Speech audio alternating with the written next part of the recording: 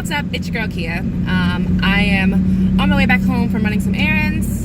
Haven't done the video in a while. Didn't want to do a video right now because it looked like hell. But I'm in the car, and I love being in the car, and recording video is my favorite thing. So today's video is going to be about the very first episode of 90 Day Fiance. Not all of my followers are going to watch 90 Day Fiance, but it's one of the best shows on TV. If you haven't watched it, it's on TLC. It's about people who are it's about Americans who are in love with people overseas, and to bring them over here they use the K-1 visa process, which basically means you can bring them over on a fiance visa, but you have to marry them within 90 days of bringing them over. The show has had a ton of train wrecks over the years, so this season is definitely, I was eager to have it pop up on my, hey, 90 Day Fiance, so that I could watch it.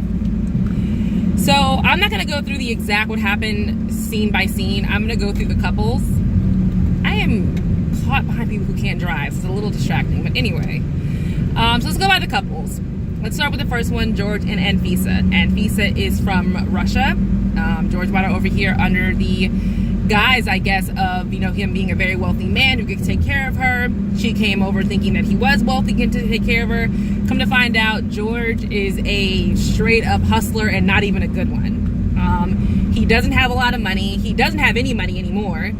And everything that she thought she was gonna get, be taken care of, become an American, never happened. And everybody hates her and calls her a gold digger, and she is a gold digger. But she's never lied about being a gold digger. It's not all of a sudden she woke up one day and was like, George needs to take care of me and pay for everything. Like, she's been like this from before. Like, this hasn't been news. Of all the people on 90 Day Fiance, she's been the most honest about what her intentions are.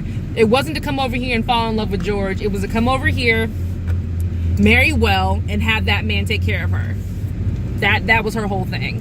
And she's a nightmare. The last season she was a complete nightmare. But at the end of the tell-all last season, George made this statement that he knew that Anfisa was doing something inappropriate to make money. And it was never stated what it was. It sounded like either she was being an escort, or maybe she was a stripper, or maybe she was doing porn or webcam work. It was something extremely inappropriate, and she walked off instead of just denying it. So I believe she was doing something inappropriate. So fast forward to now. George wants to divorce her. He goes to the lawyer's office, and they are already aware of her antics and are kind of like, well, George, you divorce her, we got to be wary because her behavior, she can be volatile. She's trying to get everything she can get.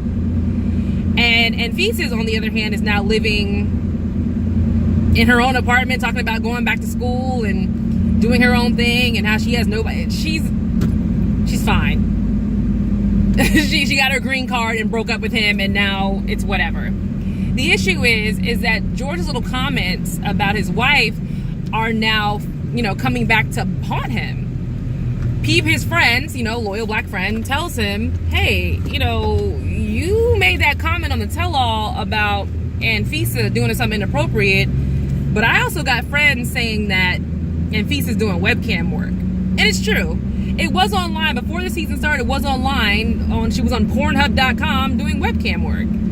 I mean, work ain't honest, but it pays the bills, and that's what she wanted to do, and now it's become an issue. But I'm interested to see how their relationship goes. She's done a YouTube channel saying they're still married. She's changed her last name to his last name. They're supposed to be fine, but their whole relationship is janky. But the funny part is it was never good, and Anfisa never lied about loving him or wanting to be with him. She was very honest that she wanted to come and be taken care of. So to me, this is one of those nothing burger type of stories. Like, it is what it is. This is their relationship. The next couple is Chantel and Pedro. Pedro's from the Dominican Republic. They met while he was teaching her Spanish. They fell in love. They're a very attractive couple. Their families do not get along.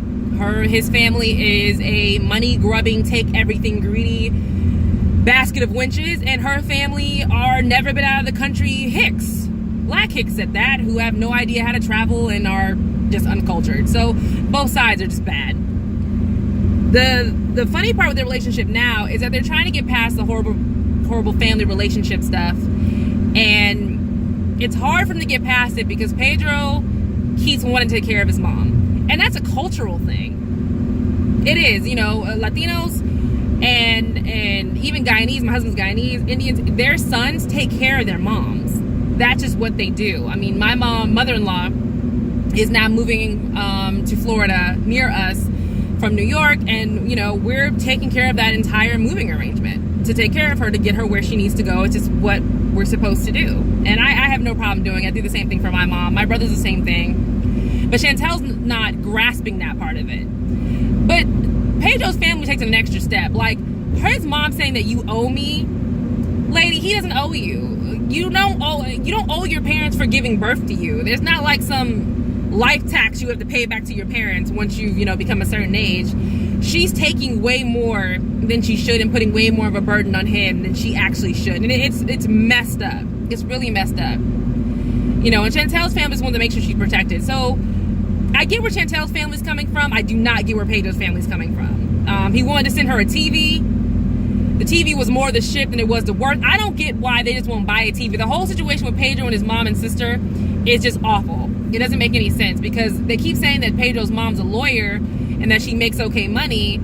So I don't understand. That whole situation is weird. But here's another thing. Chantel, you cannot walk around telling everybody you guys are struggling or you need money or you broke when you're walking around with brand new breasts. Those boobs are new, baby. Like, you can sit there and say, well, everybody keeps saying you had a nose job too. I will pass a nose job off as better contouring, but those boobs are brand new. So you can't claim broke and walk around with a brand new set of breasts. So stop that. If anybody else noticed that, drop down in my comments, because I definitely noticed those were brand new boobs that girl had. And that's a $9,000 job, like, right there. So, a little crazy. Next couple, David and Annie. Annie came from the Philippines. David is the reason why they wrote the song Scrubs. David is a broke MF who lost everything in the United States, went to go live in Thailand for 4 years, was getting sent money by his friend who met her, paid all the money from his friend, paid a dowry to marry this girl. She thought he had a job, had a career, and she was going to move back to the States and be taken care of. That is not as always happened. David is broke. He has no relationship with his children. He's an alcoholic. It's just a pathetic situation. And their scene opens with him and her at a pawn shop in their raggedy little car having to pawn her engagement jewelry. I can't even imagine how that would feel. Like, if I had to pawn the jewelry from my wedding, my Hindu wedding, my Christian wedding, I would be mortified. Like, if I had to pawn this, I would be really, really upset. Like, this was made for me, so I would never want to pawn it. So they're struggling. They have no money, and they're living in a firehouse, which was given to them by his friend, Chris. So they get back. There's a note in the mail about them having to start paying rent. David starts making it seem like this is a whole shock to him. That whole scene was bullshit. I'm almost 100% sure that Chris told David a while ago that they were going to start paying rent, and he just never told Annie. He didn't tell anybody. So now that he can't hide because the letter's now in the mail, and Chris is dead serious about it, probably more Nikki than Chris, the whole other story, he has to put on his big face about, oh, I can't believe he did this to me. I can't believe he dropped this bomb on me like that. Why would he do that? We're supposed to be friends. La la la la la. That's a bunch of bullshit. Like, I can almost guarantee you, because his whole reaction was fake as fuck. It wasn't, let's hop on the phone and call and have a conversation. Let me see what's going on. It was straight up, how could he do this? He knows we have no money. We have no, it was just fake and phony. It was pathetic. So they're just gonna stay broke. They're a broke couple. Everybody needs to stop calling Annie a gold digger, though, because we all know if that was any of us American girls and an American boy said he could do all this stuff for us and we got jack shit out of it, out of the wedding, and he was not even holding up his end of the bargain, we would be gone too. So Annie's not a gold digger. She's just another girl who just happens to be from another country with the same expectation. So whatever. Last but not least, Anson and Nicole. I hate even talking about Anson and Nicole because Nicole killed my whole vibe for them in like a funny let's talk shit way to a you're a fucked up parent way when she's having her son May call him dad. I mean, that's it. And then even on this episode, you kind of see Nicole's apartment. It's disgusting. Her carpet is disgusting. It looks like she doesn't even own a vacuum cleaner. So you're worried so much about bringing this man over, but you can't even properly take care of your own apartment and yourself and your child. I mean, that whole thing is just crazy. Like, I can even let's talk a little bit about Anson. Anson had his interview to get his K-1 visa. He never called her.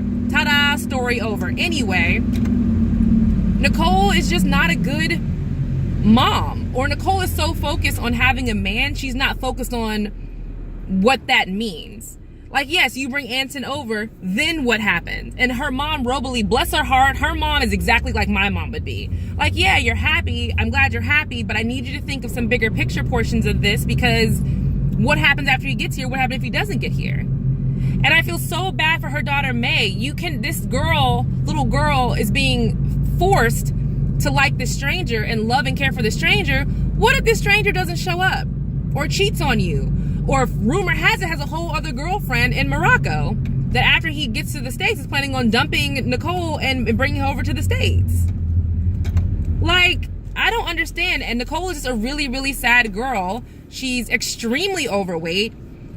I won't say she's unhealthy, because I know a lot of the big people community gets like, well, we're healthy, we're just fat. Like, I don't understand what that means. But she isn't that of an attractive girl, and I think she's just desperate for attention. And because Anson's giving her attention, she's putting everything in it, and that's not good. You know, she has to get older and love her for her. And I hate to say this, dear all girls in your 20s, you won't start loving you for you until you turn 30. I'm sorry. That's where I had to get, and I didn't get there until I was 30. I'm 33 now, and I really wasn't there until I turned 30. So anyway, and I feel bad for Nicole. I just wish she would listen to her mom and other people trying to warn her. She's just not ready for a relationship. She can't even take care of herself in May, let alone take care of a husband who's not working in a house. She is borrowing money for her mom. Anson has to get sponsored. It's just sad and ridiculous. But I'll be watching this season. I'm very excited about it. I like 90 Day Fiance. And hopefully it'll be a train wreck. That way I'll keep watching. That sounds awful, but I hope so. But anyway, I will talk to you next episode. Bye.